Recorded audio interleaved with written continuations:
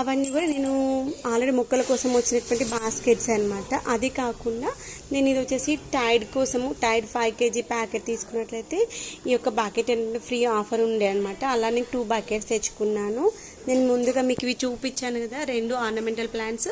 ఆ యొక్క ornamental plants కోసం అని తీసుకొచ్చాను. ఏంటంటే కాస్త పెద్దగా ఉన్నట్లయితే కంటైనర్ చెట్టు అనేటువంటి హెవీగా వస్తుంది, కొంచెం బ్రాంచెస్లా వస్తుందన్న ఉద్దేశంతో కొంచెం హెవీగా ఉన్నవి తీసుకున్నాను. ఇవి ఇండోర్ ప్లాంట్స్ కోసమే యూజ్ చేస్తున్నాను అనమాట. అవుట్డోర్ పర్పస్ అయితే ఇది అంత బాగుండదు అనుకుంటున్నాను, అంటే ఎండకు పాడైపోతుంది, అంటే మనకి మొక్కలు పెట్టే క్వాలిటీ కాదు కాబట్టి. ఇది దీనికి ఏంటంటే వైట్ కలర్ వచ్చిందనమాట.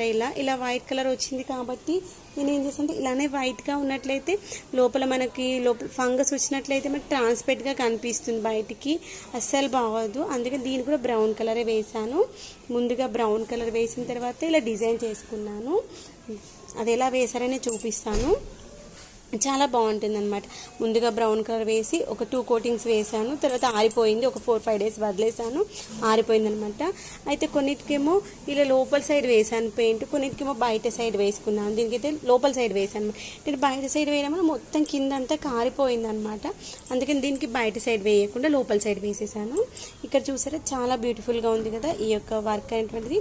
వర్క్ మీన్స్ డిజైన్ చాలా బాగుంటుంది అనమాట. చాలా సింపుల్గా అయిపోతుంది కానీ చాలా రిచ్ లుక్ వస్తుంది అనమాట.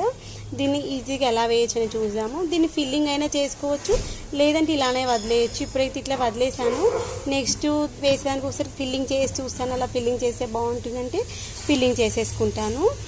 చూసారా చాలా సింపుల్గా అయిపోతుంది, చాలా బాగుంటుంది అనమాట. డ్రమ్స్ మనము వాయించినట్టుగా చూపించాను. వీటికి వచ్చేసి హార్స్ రైడింగ్ చేస్తున్నట్టుగా నెక్స్ట్ ఇంకా కొన్ని అటు వేసాను. ఇది ఈజీగా ఎలా వేసుకోవచ్చు అనేది చూపిస్తాను.